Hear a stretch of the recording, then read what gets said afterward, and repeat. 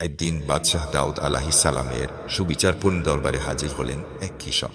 তার মুখে গভীর ক্লান্তি, কণ্ঠে চাপা যন্ত্রণা সুর। তিনি নালিশ করলেন, প্রতিবেশী ছাগলের পাল তার শস্যক্ষেতে ঢুকে সমস্ত ফসল খেয়ে ফেলেছে। বছরভর পরিশ্রম করে যে ফসল ফলিয়েছিলেন, এক নিমিষেই তা নিঃশেষ। তিনি ন্যায় বিচার চাইলেন বাদশাহর কাছে। হযরত দাউদ মনোযোগ দিয়ে সব শুনলেন, তারপর সুবিবেচনায় রায় দিলেন। ছাগলের মালিক তার সমস্ত ছাগল কৃষককে ক্ষতিপূরণ হিসেবে দিতে বাধ্য হবেন। কৃষকের মুখে হাসি ফুটল, কিন্তু ছাগলের মালিক নিঃস্ব হয়ে পড়লেন।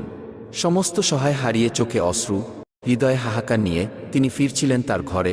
পথ যেন তখন আরও দীর্ঘ, আকাশও ভারী। লোকটির এই করুণ দৃশ্য দেখে বালক সোলাইমান আলাইহিস সালাম এগিয়ে এসে জিজ্ঞেস করলেন, আপনি এত দুঃখিত কেন? লোকটি সব খুলে বললেন। বালকটির চোখে তখন চিন্তার দীপ্তি, কণ্ঠে শান্ত অথচ দৃঢ় সুরে বললেন, আপনি বাদশাহর কাছে আবার ফিরে যান। বলুন, যদি তিনি সদয় হন তবে রায়টি নতুন করে বিবেচনা করুন। লোকটি আশাবাদ নিয়ে ফিরে গেলেন দরবারে। সোলাইমান আলাইহিস সালাম এর পরামর্শ অনুসারে বাদশাহকে অনুরোধ জানালেন রায় পুনর্বিবেচনার জন্য।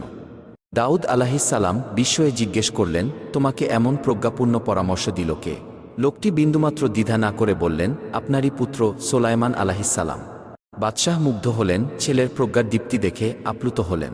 তিনি সোলাইমান আলাইহিস সালামকে ডেকে পাঠালেন এবং রায় পুনর্বিবেচনার দায়িত্ব দিলেন। সোলাইমান আলাইহিস সালাম চিন্তা করলেন গভীরভাবে, তারপর উদ্ভাসিত বুদ্ধিমত্তায় একটি নতুন রায় দিলেন। তিনি বললেন, ফসলের মালিক ছাগলের দুধ পান করতে পারবেন, পশম ব্যবহার ও বিক্রয় করতে পারবেন, যতদিন না খেতে নতুন ফসল ফলছে। ফসল ফললে ছাগলের মালিক আবার তার পশুগুলো ফেরত পাবেন। বিচার সভায় এক নিস্তব্ধতা, তারপর প্রশংসার ঝড়। এটি যে শুধু ন্যায় বিচার নয়, এই তো মমতা ও প্রজ্ঞার অপূর্ব সমন্বয়। দুই পক্ষই খুশিমনে রায় মেনে নিল। একজন পেলেন ক্ষতিপূরণ, অপরজন হারালেন না সবকিছু। দাউদ আলাইহিস সালাম পুত্রের এই প্রজ্ঞা দেখে চোখ মুছলেন আর সেজদায় লুটিয়ে পড়লেন আল্লাহর শুকরিয়া জানাতে। এই কাহিনীর প্রতিটি স্তরে আছে শিক্ষা, হৃদয় ছোঁয়া আবেগ এবং ন্যায়ের আলোকচ্ছটা, যা যুগে যুগে পাঠকদের ন্যায়বোধ জাগাতে সাহায্য করে।